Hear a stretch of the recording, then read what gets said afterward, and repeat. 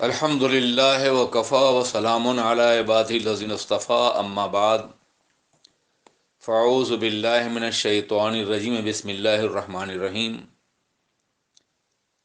سامعین کرام، السلام علیکم ورحمۃ اللہ وبرکاتہ۔ آج میں سورہ عنکبوت اور سورہ روم کی چند آیات مبارکہ کا مفہوم پیش کرنے کا شرف حاصل کروں گا۔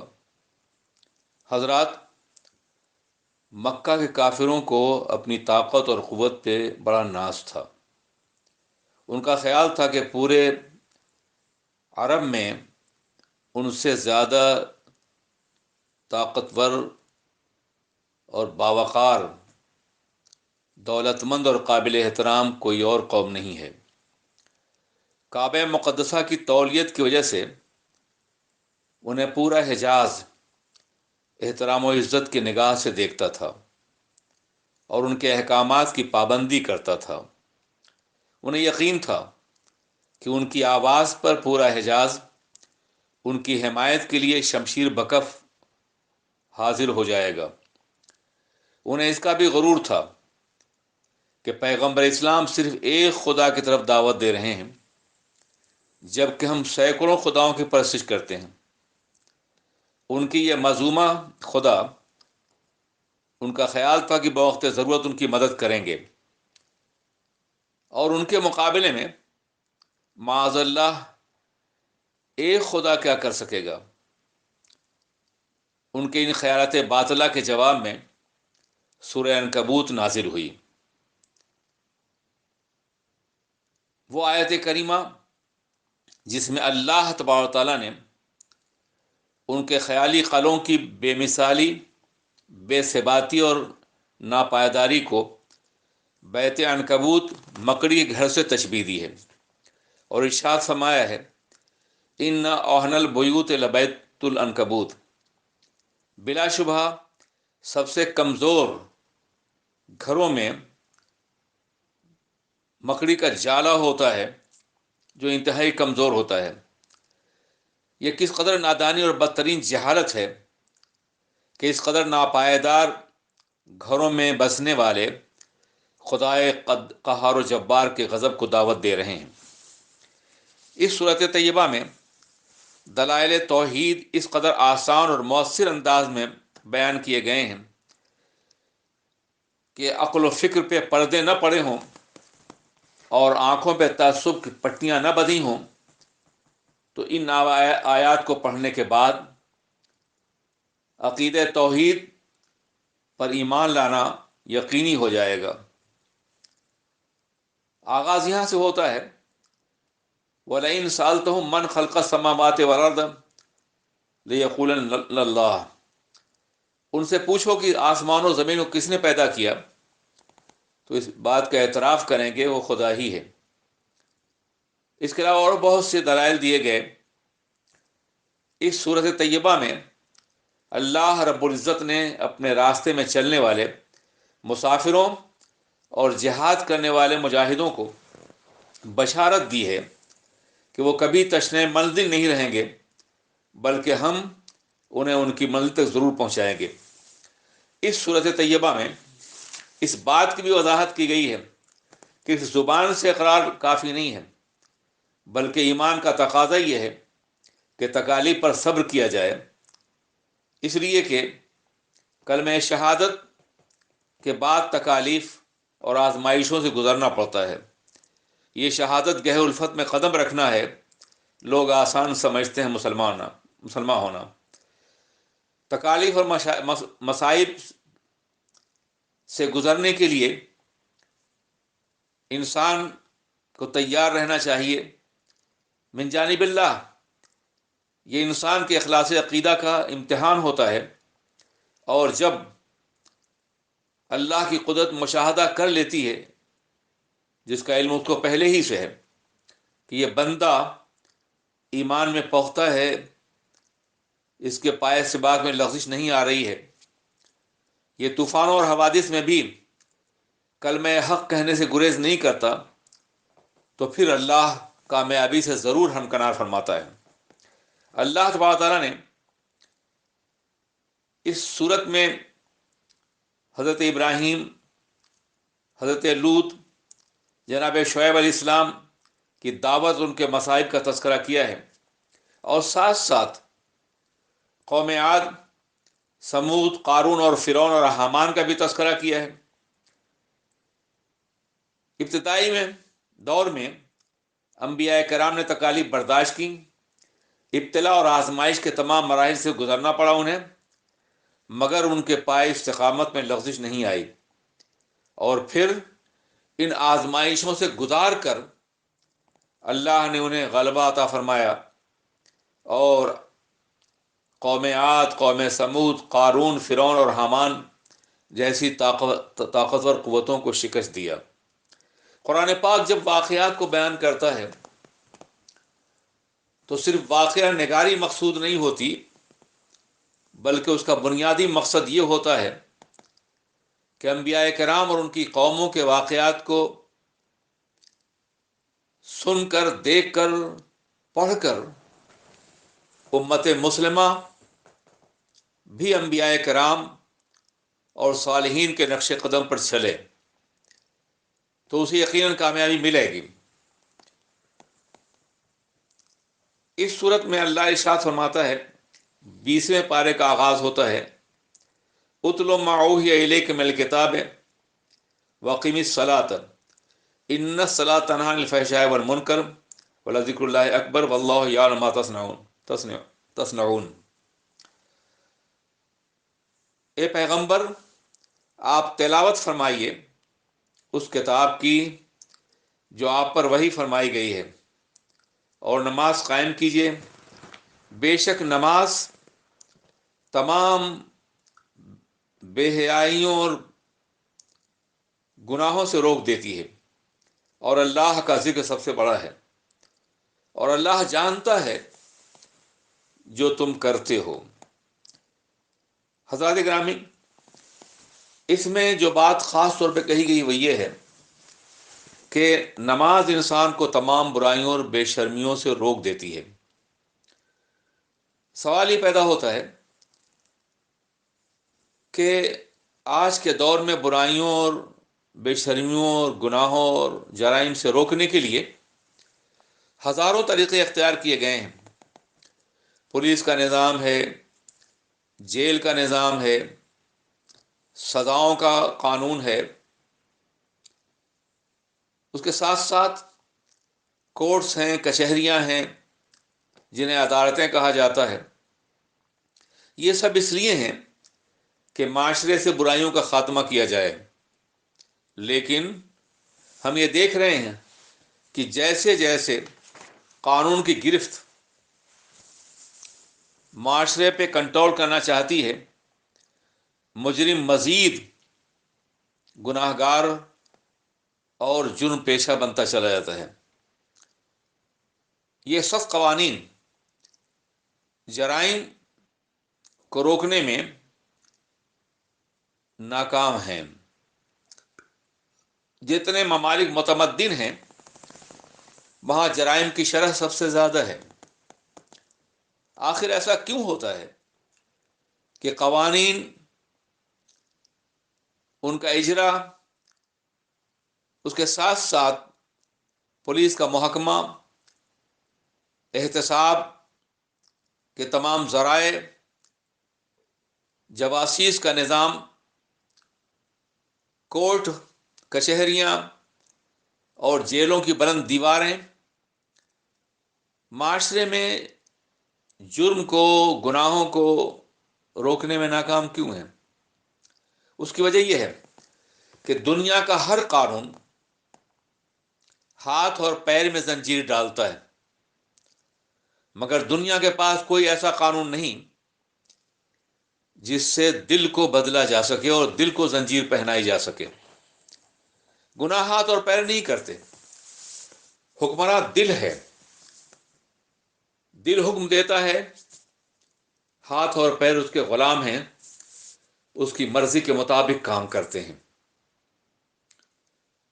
اس لیے اصل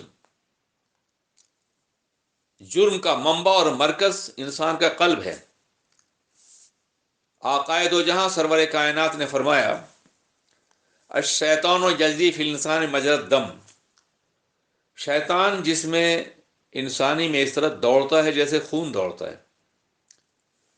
دل دراصل مرکز حیات جسمانی بھی ہے اور مرکز حیات روحانی بھی ہے۔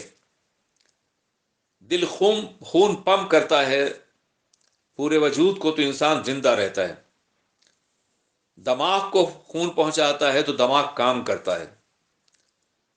اسی طریقے سے جب انسان کا دل اللہ سے غافل ہو جائے، اس پہ شیطان کا کنٹرول ہو جائے، تو جس طرح دل خون پمپ کرتا ہے ویسے ہی شیطانی خیالات کو بھی پمپ کرتا ہے پورے وجود کے اندر۔ اس لیے اسلام نے دل کے تزکیے کو بنیادی تعلیمات کا حصہ قرار دیا ہے۔ پیغمبر اعظم کی تشریف آوری کا بنیادی مقصد قرآن عظیم کی تلاوت اور تزکیہ قلب تھا، تاکہ دل جب پاک ہوگا تو پھر انسان گناہوں سے باز آ جائے گا، جرائم نہ کر سکے گا۔ تو پوری دنیا ہاتھ اور پیر کو پابند قانون اور پابند سلاسل کرنا چاہتی ہے، مگر اسلام دل کو بدلنا چاہتا ہے، اور جب دل بدل جاتا ہے تو پھر انسان گناہوں سے نفرت کرتا ہے اور نیکیوں کی طرف آگے بڑھتا ہے۔ اسلام ایک دین فطرت ہے اور اس کا بنیادی رول یہ ہے کہ انسان کو کی فطرت کو پاکیزہ اور باوقار رکھے اور اس کو ایک متوازن زندگی عطا فرمائے۔ سورہ عنکبوت کا خاتمہ اس آیت مبارکہ پر ہوتا ہے والذین جاہدوا فینا لنہدینہم سبلنا وان اللہ مع المحسنین، اور جو لوگ ہمارے راستے میں کوشش کریں گے، جہاد کریں گے، تو یقیناً ہم انہیں منزل تک پہنچا دیں گے، انہیں راستے کی ہدایت دیں گے، اور بے شک اللہ نیکوکاروں کے ساتھ ہے۔ اللہ کی رحمت، اللہ کی قدرت، اللہ کی مدد ان لوگوں کے ساتھ ہے جو اللہ کے راستے میں جہاد کرتے ہیں اور کوشش کرتے ہیں۔ یہاں جہاد سے مراد اللہ کے راستے میں جہاد بھی سیف بھی ہے، اور یہاں جہاد سے مراد ظاہری اور باطنی دونوں طرح کے جہاد ہیں۔ باطن کا جہاد یہ ہے کہ انسان اپنے نفس امارہ کی سرکشیوں کے خلاف کوشش کرتا رہے اور گناہوں سے بچتا رہے۔ آقائے دو جہاں حضور سید عالم صلی اللہ علیہ وسلم ایک جنگ سے واپس آ رہے ہیں، غالباً حنین کی جنگ ہے جو آخری جنگ تھی، اور آپ نے مکہ مکرمہ سے متعلق آخری جنگ تھی۔ اس کے بعد بھی جنگیں ہوئی ہیں مگر مکہ مکرمہ یا اس کے قرب و جوار سے متعلق نہیں تھیں وہ۔ اس آخری جنگ میں جب واپس آ رہے تھے تو صحابہ کرام بے پناہ خوش تھے کہ ہم نے جزیرۃ العرب کو فتح کر لیا ہے۔ تو اللہ کے رسول نے فرمایا رجعنا من الجہاد الاصغر الی الجہاد الاکبر، ہم لوٹ رہے ہیں چھوٹے جہاد سے بڑے جہاد کی طرف۔ تو صحابہ کرام کو بڑی حیرت ہوئی کہ اب تو کوئی اور میدان نظر نہیں آ رہا ہے، آقا کس جہاد طرف اشارہ فرما رہے ہیں؟ تو آقائے دو جہاں نے فرمایا کہ اب تک تم نے جہاد ان ظاہری اور کھلے ہوئے دشمنوں سے کیا ہے جو تمہارے مد مقابل آئے، لیکن اب نفس سے جہاد کرنا ہے جو تمہارے اندر پوشیدہ ہے، شیطانی قوتوں سے جہاد کرنا ہے، اور یہ جہاد ختم نہیں ہوگا، مسلسل جاری رہتا ہے یہاں تک کہ اللہ بندے کو قلب مطمئن عطا فرما دے۔ تو حضرات گرامی، اسی لیے نماز براہ راست قلوب پر اثر انداز ہوتی ہے، اور اس بنیاد پر انسان جہاد بن نفس کے قابل ہو پاتا ہے اور شیطانی خیالات اور وسوسوں سے خود کو پاک کر سکتا ہے۔ حضرات، سورہ روم کا مختصر سا بیان کرنا چاہوں گا۔ سورہ روم مکہ مکرمہ میں نازل ہوئی۔ یہ وہ دور تھا جب اسلام بہت مغلوب تھا، مسلمان ستائے جا رہے تھے اور کہیں سے بھی امداد کی بظاہر کوئی توقع نہیں تھی۔ اسی زمانے میں دنیا کی دو سپر پاورز روم اور ایران میں جنگ ہوئی۔ روم جو صدیوں سے غالب قوت رہا، اتفاق سے ایران سے شکست کھا گیا، اور ہرقل اپنے مرکز سے دور کہیں جا کے چھپ گیا۔ پوری فوج اس کی منتشر ہو گئی، رومن فوج۔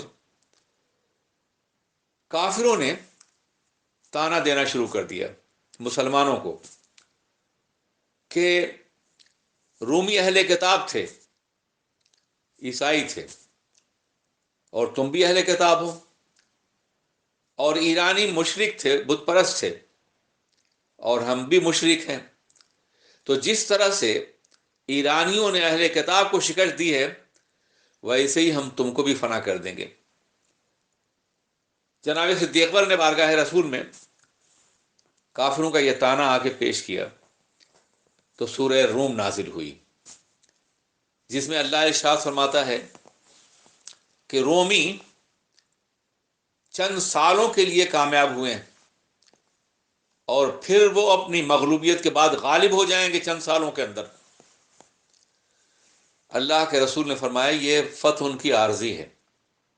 اب آپ ذرا سوچئے، روم بکھر چکا ہے، بادشاہ غائب ہو گیا ہے، فوجیں منتشر ہو گئی ہیں، اور ایران ایک بھرپور طاقت کے حصے سے ابھرا ہے۔ بظاہر مادی اسباب، مادی ذرائع، ظاہری حقیقت اس بات کو یقین دلاتی ہے کہ اب رومی کبھی غائب نہیں آئیں گے۔ لیکن ایسے ماحول میں جب حالات رومیوں کے بالکل خلاف ہیں، یہ قرآن پاک کی صداقت ہے اور پیغمبر اعظم کی سچائی ہے کہ آپ یہ ارشاد فرماتے ہیں کہ رومی پھر غالب ہو جائیں گے۔ حضرات، دنیا اسباب کو دیکھ کر، ابھرتی ہوئی طاقت اور قوت کو دیکھ کے فیصلہ کرتی ہے، مگر اللہ کے نبی لوح محفوظ کو دیکھ کے فیصلہ کرتے ہیں۔ ان کا علم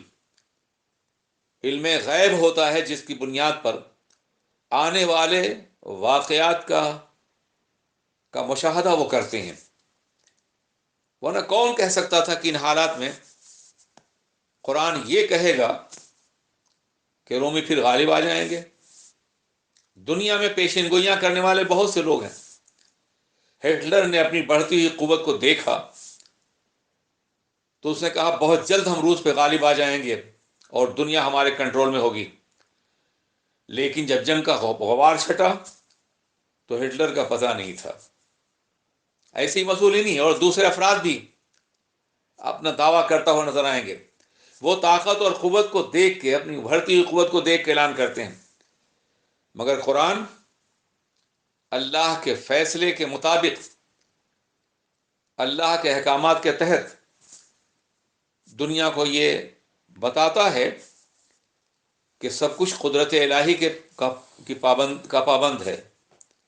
کوئی چیز اس کے طاقت اور قوت سے باہر نہیں ہے۔ اگر مکے والوں نے یہ طعنہ دیا ہے تو اللہ ارشاد فرماتا ہے چند سالوں کے اندر یہ کامیاب ہوں گے اور اس کے بعد پھر مغلوب ہو جائیں گے۔ اور اس روز اے مسلمانوں، تم کو بھی کوئی خوشی میسر آئے گی، کسی کامیابی سے تم بھی ہمکنار ہوگے۔ مکے کی پرآشوب زندگی میں یہ کہنا قرآن عظیم کا کہ تم بھی کامیاب ہوگے، روم کے شکست کھا جانے کے بعد یہ اعلان کرنا کہ چند سالوں میں پھر کامیاب ہو جائیں گے وہ، یہ قرآن پاک کی صداقت اور سرور کائنات کی نبوت کا کھلا ہوا مشاہدہ ہے۔ جناب صدیق رضی اللہ تعالیٰ عنہ جو صدیق ہیں، جب انہوں نے یہ سنا تو وہ مکے کے کافروں کے پاس گئے اور انہوں نے ان سے کہا کہ یہ تمہاری خوشی بہت ہی چند روزہ خوشی ہے، تم بہت جلد ناکام ہو جاؤ گے، اس لیے کہ روم پھر غالب ہو جائے گا۔ حضرات گرامی، سرور کائنات کی تشریف آوری سے پہلے عالم عرب کو، جزیرۃ العرب کو رومیوں نے اور ایرانیوں نے بانٹ رکھا تھا۔ مصر، شام، فلسطین، اردن، ان تمام علاقوں پہ رومیوں کا قبضہ تھا، اور ایران سے متصل عراق اور اس کے ساتھ ساتھ جو ممالک تھے ان پہ ایران کا قبضہ تھا، اور یہ مدتوں آپس میں جنگ کرتے رہے اپنے اقتدار کو باقی رکھنے کے لیے۔ عرب کی سرزمین پہ خون بہتا رہا، اور اقتدار کا تاج کبھی روم کے سر پہ سجتا رہا اور کبھی ایران کے سر پہ سجتا رہا۔ ٹھیک وہی حالات آج بھی امت مسلمہ کی ہیں کہ مسلمانوں کی سرزمین خون میں نہائی ہوئی ہے، اور ارباب اقتدار مسلمانوں کی لاشوں پر اپنے اقتدار کی عمارت تعمیر کر رہے ہیں۔ جس طرح سے اس وقت عرب دو حصوں میں بٹا ہوا تھا، آج ہی بٹا ہوا ہے۔ جب تک روس ایک غالب قوت تھا یا متوازن قوت تھا تو عرب روس اور امریکہ کے درمیان میں تقسیم تھا، اور یہ تقسیم آج بھی کسی کے شکل میں موجود ہے۔ جب تک مسلمان خود متحد نہیں ہوگا اور قرآن پاک کی ہدایات پر عمل کر کے ایک ملت واحدہ نہیں بنے گا، اس وقت تک اس کا حال یہی رہے گا۔ بہرکیف میں یہ کہہ رہا تھا کہ جب آقائے دو جہاں نے قرآن پاک کی آیت کریمہ کو پڑھا اور کہا کہ یہ غلبہ چند دنوں کے لیے ہے، چند سالوں کے لیے ہے، فی بضع سنین، تو جناب ابوبکر صدیق رضی اللہ تعالیٰ عنہ گئے اور انہوں نے کافروں سے کہا کہ یہ 3 سال میں دوبارہ کامیاب ہو جائیں گے۔ یہ جناب صدیق کا اپنا اجتہاد تھا۔ بضع کا تعلق جو ہے 3 سے لے کے 9 تک ہوتا ہے، تو انہوں نے ایک شرط بدلی کہ اگر کافروں نے کہا کہ اگر 3 سال میں ایرانی کامیاب ہو گئے تو تم 10 اونٹ ہمیں دو گے، اور اگر رومی کامیاب ہو گئے تو ہم دیں گے۔ آپ نے یہ شرط تسلیم کر لی اور پھر سرکار کی بارگاہ میں آئے تو آپ نے فرمایا کہ بضع سنین کا اطلاق 3 سے 9 تک پہ ہوتا ہے۔ آپ دوبارہ جائیے اور ان سے کہیے کہ 9 سال میں رومی غالب آئیں گے، اور تعداد بڑھا دیجیے، 10 کے بجائے 100 اونٹ رکھ دیجیے کہ 100 اونٹ دیں گے ہم اگر ایرانی غالب آ گئے، اور اگر رومی غالب آئے 100 اونٹ تم دو گے۔ اس پر وہ راضی ہو گئے، انہیں یقین تھا کہ ان کے کامیاب ہونے کوئی امکان ہی نہیں ہے۔ لیکن جب 9 سال کے اندر اندر ہی کسریٰ کی طاقت بکھر گئی، اس کے کمانڈر نے بغاوت کی اور انتشار پیدا ہوا اور رومیوں نے حملہ کیا، تو خسرو پرویز کی طاقت فنا ہو گئی اور روم پھر کامیاب ہو گیا۔ جناب ابوبکر صدیق گئے ان کے پاس اور کہا کہ دیکھو قرآن کے فیصلے کے مطابق رومی کامیاب ہو گئے ہیں، اس لیے تم 100 اونٹ دو۔ آپ ذرا سوچئے کہ وہ کافر بھی تھے مگر معاہدے کے اتنے پابند کہ انہوں نے 100 اونٹ پیش کیے۔ تو وہ آخر جو جہاں کی بارگاہ میں لے کے آئے اور کہا حضور یہ اونٹ میں نے جیت لیے ہیں، تو آپ نے فرمایا کہ شرط بدنہ اب حرام قرار دے دیا گیا۔ جب پہلے شرط لگائی گئی تھی اس وقت یہ فیصلہ نازل نہیں ہوا تھا، مگر اب شرط جائز نہیں ہے، اس لیے یہ اونٹ غریبوں میں تقسیم کر دو۔ حضرات گرامی، سورہ روم دراصل قرآن پاک کی صداقت اور سرور کائنات محمد الرسول اللہ کے نبوت مطلقہ کا بہت واضح ثبوت ہے۔ اس سے بڑھ کر کے تاریخی اور حقائق پہ مشتمل ثبوت دنیا کو اور کیا چاہیے۔ حضرات گرامی، ان آیات مبارکہ کے بعد بے شمار لوگ مسلمان ہوئے۔ جناب صدیق نے جس سے شرط لگائی تھی اس کا نام ابی بن خلف تھا، لیکن جب رومی غالب ہوئے تو اس کا انتقال ہو گیا تھا، تو اس کے لڑکوں نے یہ شرط پوری کی اور 100 اونٹ پیش کیے۔ حضرات، اس کے بعد اللہ رب العزت اس صورت میں بہت سے احکامات عطا فرما رہا ہے بندوں کو۔ اللہ ارشاد فرماتا ہے، کیا وہ لوگ اپنے دل میں یہ نہیں سوچتے کہ اللہ نے آسمانوں اور زمین اور ان کے درمیان جو کچھ حق کے ساتھ پیدا فرمایا ہے ایک مقرر مدت کے لیے، لیکن اکثر لوگ اپنے رب سے ملاقات کے منکر ہیں۔ کیا یہ لوگ زمین میں سیر نہیں کرتے تاکہ دیکھ سکیں کہ ان سے پہلے جو لوگ تھے ان کا انجام کیا ہوا؟ وہ لوگ بھی قوت میں ان سے زیادہ زوراور تھے، جنہوں نے زمینوں پہ قبضہ کر رکھا تھا اور زمینوں کو آباد کیا تھا، لیکن جب انہوں نے گناہ کی اور غلطیاں کی اور اللہ کی نافرمانیاں کی تو ان کے اقتدار کو سلب کر لیا گیا۔ پھر فرمایا گیا کہ ہمارے رسول روشن نشانیوں کے ساتھ تشریف لائے ہیں، اس لیے ان روشن نشانیوں کو دیکھ کر کے پیغمبر پہ ایمان لاؤ اور اللہ کے احکامات کو مانو۔ حضرات، یہ مختصر سا تعارف تھا سورہ روم کا۔ یہ تعارف اس لیے پیش کیا جاتا ہے کہ سامعین کے اندر یہ شوق پیدا ہو کہ قرآن عظیم کو سمجھ کر پڑھنے کی کوشش کریں۔ السلام علیکم ورحمۃ اللہ وبرکاتہ۔